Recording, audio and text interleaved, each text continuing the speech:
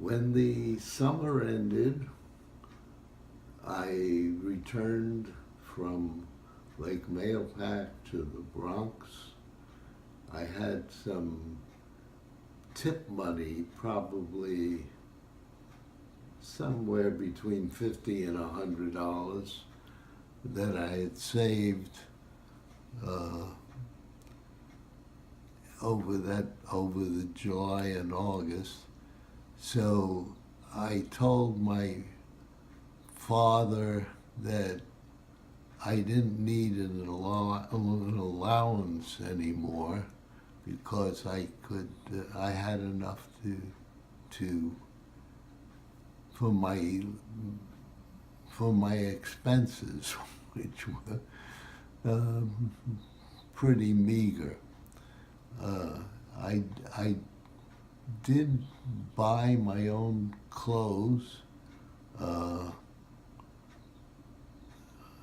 and I started back. I returned to the city, and of course, school started, and my first term at Townsend Harris. After my initial misgivings of maybe being in the wrong place, I settled in and felt comfortable, got used to the commuting by subway or elevated train, and went through the motions of going through high school.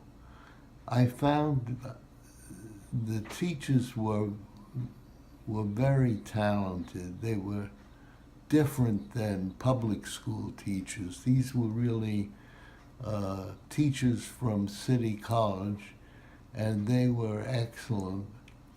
And so I found the work interesting, but I didn't get in the habit of doing much studying. I didn't have a time like when I got home that I had to sit down and do my homework before I did something else. I'd get home from school about 4 o'clock in the afternoon and go out to play some ball, either stickball or handball or association, which was a kind of football with tag, and in the schoolyard right across the street from my house. And then a bunch of us formed a baseball team and arranged to play in the baseball fields down on Jerome Avenue, which was at the base of the Yankee Stadium. There were quite a number of baseball fields there. So I was very busy. I mean, I'd get up at 7:30 and leave the house by 8. I had to be at school at 9, I believe, and went from 9 to 3, and left and went home by subway, and would get home at 4. So my days were full, and I think about that time I joined the Friday night pinochle game, which consisted of my father, my Uncle William, my Uncle Ben, and I made 4. We played pinochle, and the stakes were 15 cents for 300, a quarter for 350, and a $50 for bids of 400. It's kind of interesting now and was even then to think of me at not quite 14 playing pinochle with my Uncle William, who was at that time about 60, my father, who was 50, and Ben Silver, about that age.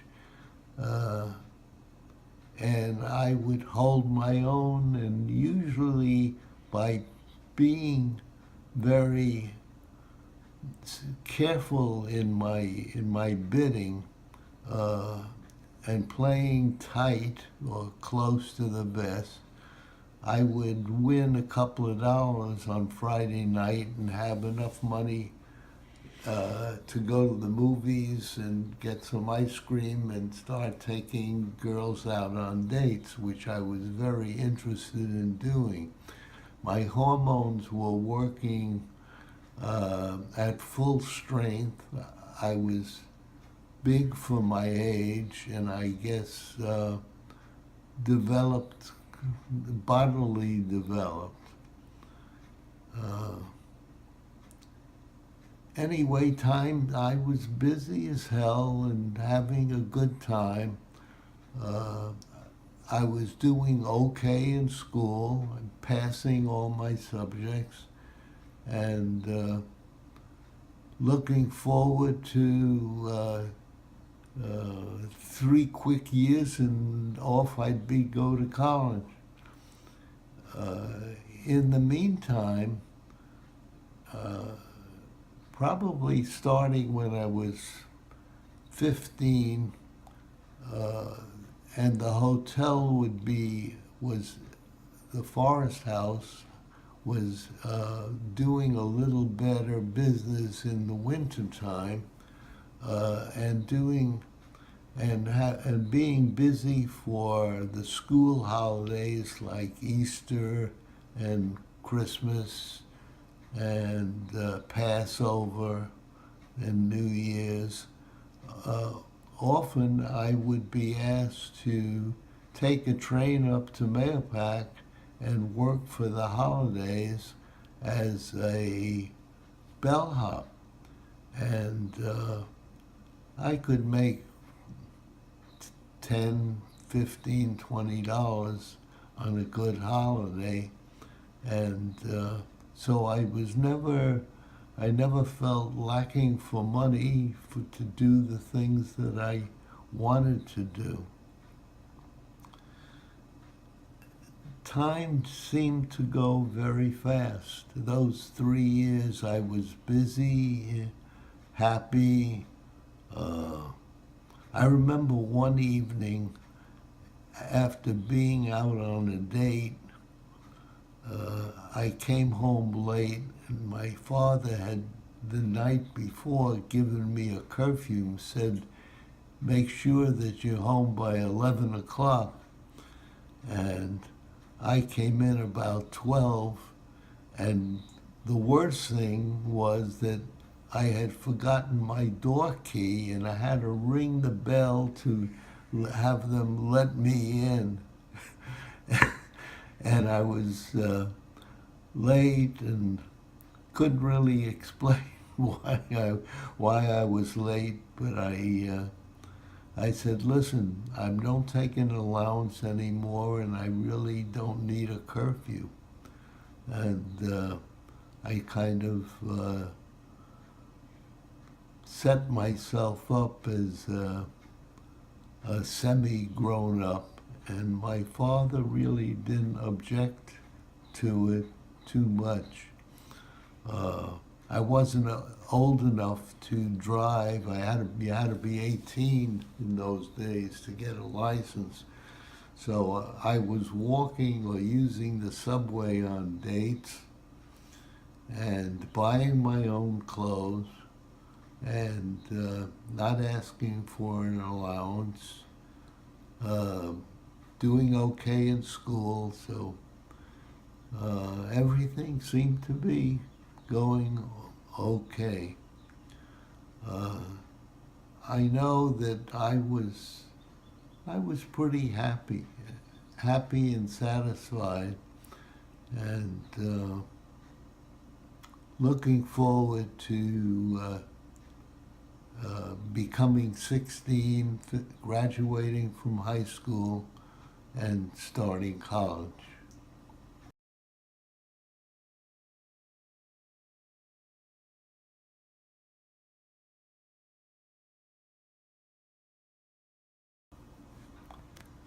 It seemed chronologically I've left out an important part of my life, and that was preparing for my bar mitzvah and going through it, and my relationships with my grandmother and my grandfather, who lived on Mount Eden Avenue in the Bronx, about 2 subways or elevated stops from where we live.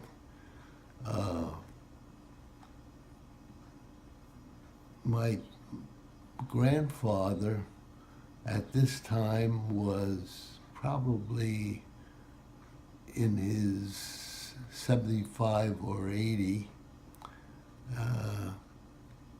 and he had worked for some time down on Canal Street in New York City, where he had a little paper stand and sold newspapers and candies and cigarettes. And I guess was in the lowest class of earnings that you could possibly be in. He and his wife had come to the United States from Russia when they were in their 40s or 50s.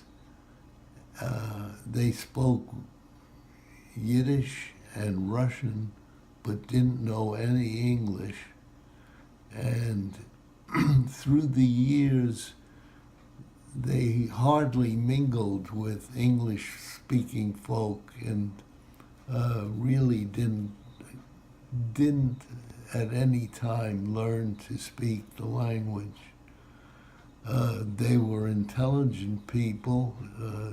They were always read the newspapers, which in their case was the Jewish Daily Forwards, the Forwards.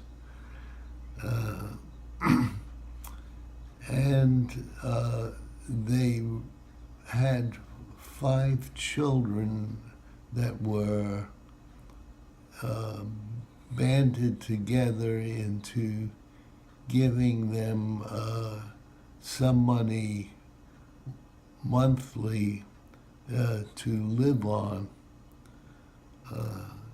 So they lived fairly comfortably, and they had a decent apartment, and were managing with their children's help. By this time, their son, Ben Silver, was an engineer and a builder, and he was doing fairly well, so he probably contributed more than some of the others. But my mother, my Aunt Eva, my Aunt Celia, my Aunt Esther, all sent donations, weekly amounts to help them live a decent life. By the time I was, let's say, about my bar mitzvah, in order for me to learn Hebrew and the words I would have to say or read the Torah at my bar mitzvah, I had to either go to a synagogue nearby and learn from the rabbi, but I with all my activities going on, I really didn't have time for that. And my parents hired a malamed, another word for a teacher, a Hebrew word, to teach me to know enough to not to make a fool of myself at my bar mitzvah. Not only that, but my bar mitzvah was going to take place at the Mount Eden synagogue that my grandfather frequented every day. I didn't want to look stupid in front of him, and so I was serious in learning all I could so I could put up a decent show for my 13th birthday and bar mitzvah. As a matter of fact, because my grandparents didn't understand English, I gave my speech to the public at the synagogue in Yiddish. And it sounded something like this. In der heintige Haftorah, wo se geweer schwarach geleent, dit zählt sich ergänzt, als wenn der König David ist alt geworden, hat einer von seinen Söhnen, Adoniyahu, mit der Hilfe von einigen hohen Beamten in den Kernglyphenhof geplant wird zu werden König nach David. Translation. In the today's reading of the Torah, that is, the Bible is read completely through once a year, and there are weekly readings so that at the end of the year you've read through the whole Bible. The story, there is a story about King David who, when he became elderly, people in his cabinet planned to get rid of him and place David on the throne as king. That's a translation of what I read to you, what I spoke to you in Yiddish. But it's amazing that it's now 80 years later, and that speech is still in my head. I just did it extemporaneously for you. Anyway, I was a big hit at the bar mitzvah. The women in those days sat in a balcony. They couldn't sit downstairs with the men because this was an Orthodox synagogue. And the women around my mother kept asking her, how come he speaks such good Yiddish? Did he just come over? Did you come from Poland or Russia? Anyway, she was quite proud of me. And it was a big event. In those days, there was no party, no serving of food there, and very few gifts. I remember I got 2 fountain pens and probably a couple of dollars from uncles and aunts, but that was it. Nevertheless, I had studied with my teacher for a little over a year, and I was satisfied and proud of my accomplishment.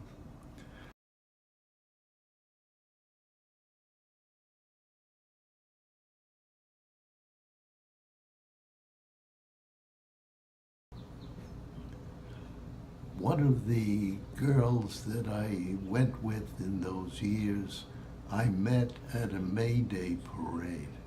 I had heard that that was a good place to visit because those girls were more advanced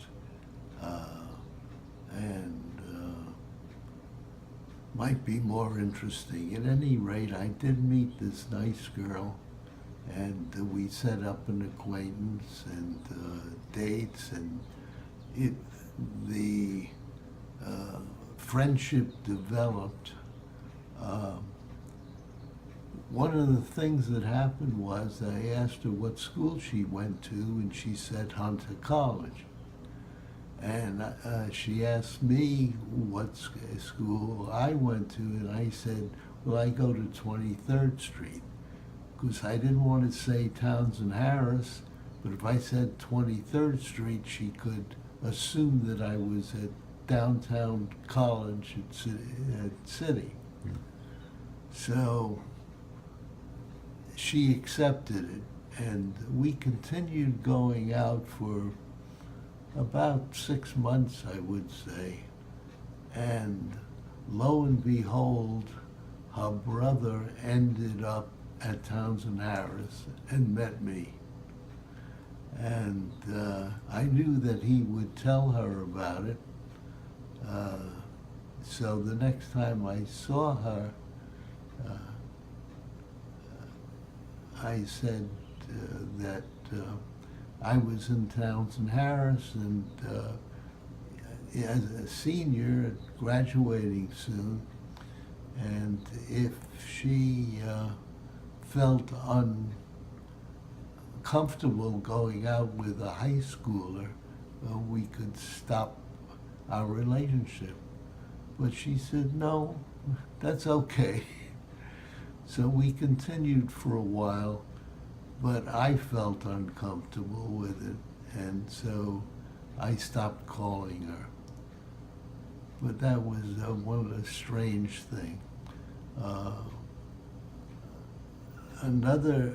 My main girlfriend at that time was part of my local group, and her name was Anita Weinstein. And we went out together for a few years, and we were considered a couple.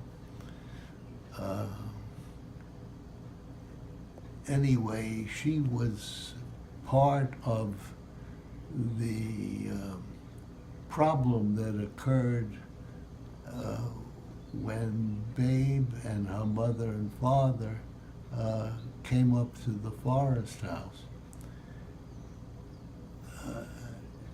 What happened was that the first year they came up, she was, I think 17, 16 maybe. And the second year they came up, she was 17, I was 18. And first year I didn't have anything to do with her. She was a little too young, I guess, for me. And the second year we started up a flirtation, and we became the talk of the Forest House, that we were, aren't they something, that young couple, you know. They talked about us, and we had a romance. In August, Anita Weinstein called me and said she'd like to come up to see me, and that she would take the train, and could I meet her and bring her over to the hotel. And I said, sure. So she came up, and fairly early on a particular day, and immediately uh, came down to the dock where I was working as lifeguard and gave me a great big kiss and a hug. And she sat on the lifeguard chair, and I naturally paid attention to her and kind of ignored Babe. Uh, that was, I guess, uh, against what the dozens of people that had watched our early romance expected and wanted. First of all, Anita was a tall, big blonde and buxom and looked good in a bathing suit and was kind of overwhelming compared to Babe, who was small and thin and more childlike. I could feel a great deal of disapproval coming from everybody there, but there wasn't much I could do about it.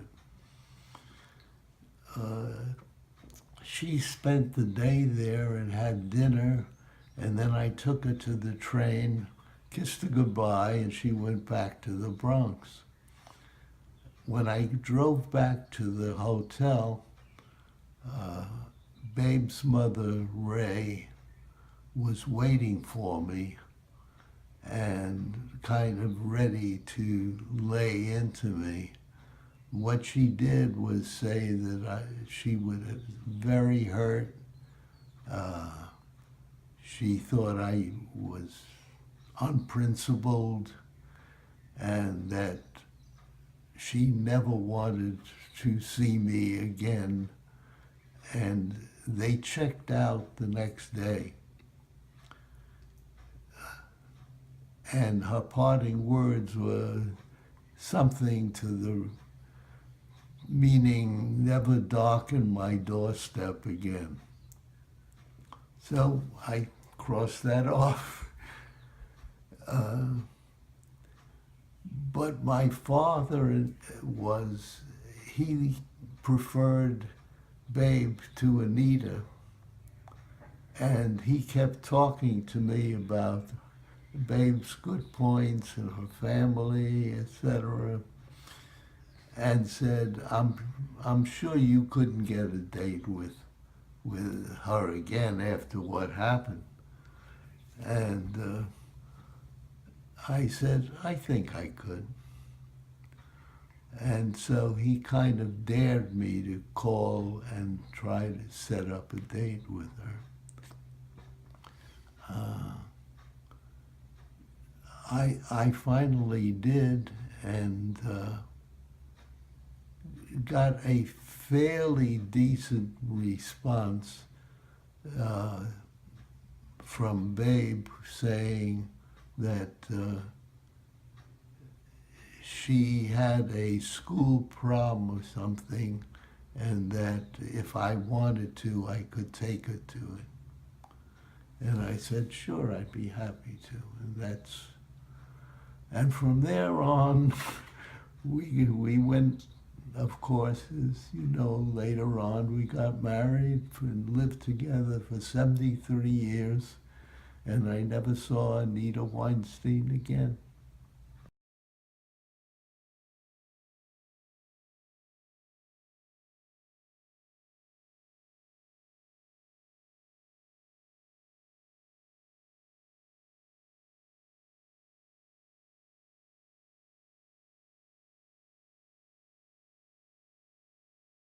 At any rate, to get back to school, high school, and what was going on in my life,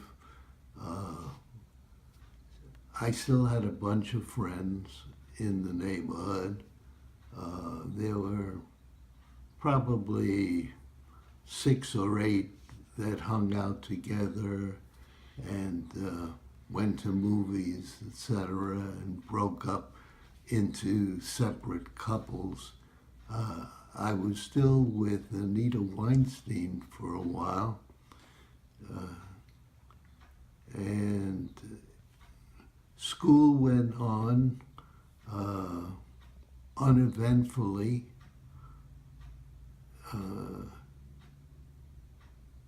And quickly ran through the 3 years, and I was ready to graduate and go to college. Graduation from Townsend Harris was fairly simple. There were only 200 boys graduating at any one time, and it took place at the City College Auditorium, uptown. That was at 138th Street and Convent Avenue. And I don't even remember whether we had caps and gowns. I kind of doubt it. There was no special ceremony at home or outside of school. It was just another stop on the way to the rest of my education.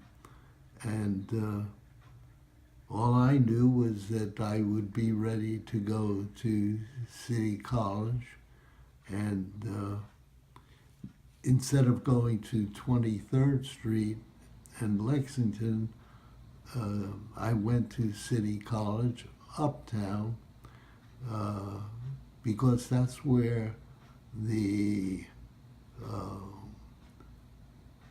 liberal arts college was, and I was taking a liberal arts program. People who were interested in a commercial kind of study continued on in the 23rd Street building, but I went uptown, and the starting class was 2,000 students. So that was a big change from 200 to 2,000. It was much more impersonal. It was more difficult to get to know the instructors. The classes were larger. And of the students there were 1,998 were male and 2 were female. Those 2 female students were engineering students, and all of the engineering courses were given uptown.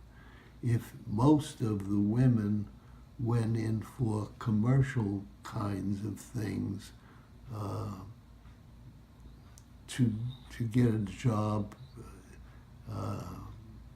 in some place after they graduated, where they would need skills that you would use in an office. That's all that was expected of women back in 1939.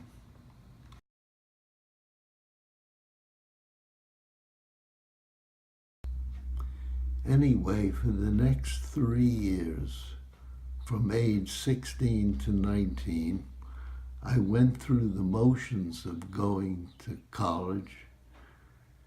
Again, it wasn't a real college atmosphere because you didn't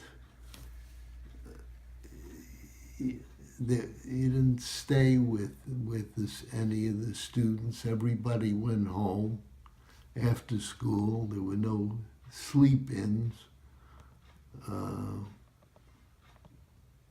We had a lacrosse team that did pretty well, and a baseball team that was okay.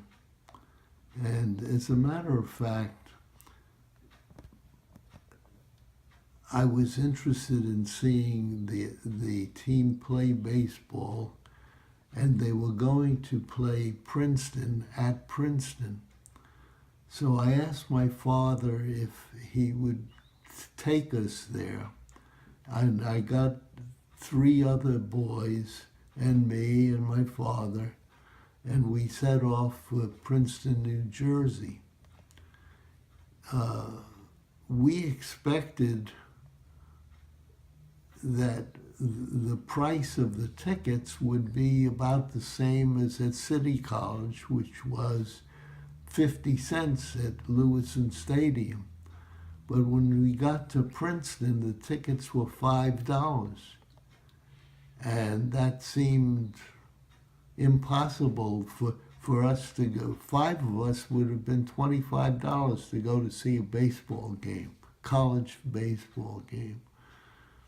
So we drove around the stadium and we saw a place where cars were going in, and I said to my father, follow those cars. And they were driving into the stadium. But there was a guard on the way in, and he stopped us and said, where are you going? I said, we're part of the team. We're going to play. And he said, and who's this gentleman? Oh, the coach? He's here with us. He said, okay, go in. So we got in without paying the $25. And I can't remember who won that game. But the idea of driving to Princeton and getting in like that was very memorable. I did go to a couple of lacrosse games because they were held in Lewiston Stadium, which was part of on the City College grounds, and they were interesting. First of all, I had never really heard of lacrosse, but I knew it was an old Indian game. And as a matter of fact, the coach of the City College lacrosse team was an Indian, that is, an American Indian, and he taught the boys how to play. So what did I do at college otherwise? I went to classes. A few of them were interesting. I remember one that was called Unattached 5. That meant it wasn't in any department. It was in a department of its own. And, the professor's name just came to me. It was Professor Hastings. He was the only lecturer, and he was fabulous as a lecturer. So good that it was very difficult to get into that class. And since you registered by classes with seniors getting the first preference, I didn't get to Unattached 5 until I was a junior in my 3rd year. And he really was, the title of the course really was Anthropological Geography. But he spoke about everything and anything that he wanted, and he was fabulous. His classroom was a kind of circular, raised room with rows going up about 12, from 0 up to the 12th row, and half a circle around the professor who stood at the open pit. I remember some of the stuff that he spoke about, and one thing was he wasn't Jewish, but he always spoke very well of Jews and their learning and their teaching, and he went out of his way, and most of the students at that time were Jewish also, so they really liked that. I took calculus, Latin, Spanish, English lit, history, and my major was economics. And so I took a couple of courses in my sophomore and junior year in the theories that were generated at that time, and starting with Malthus in the old English days up to more modern ideas of economic theory.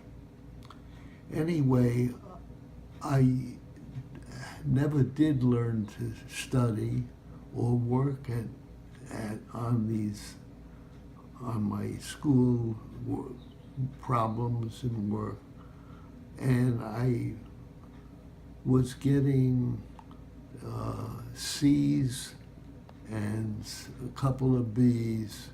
I always did well in English and literature, and fairly well in my major. But I had no idea what I would do when I graduated, and therefore I wasn't working for anything. I was just going through school to get a degree.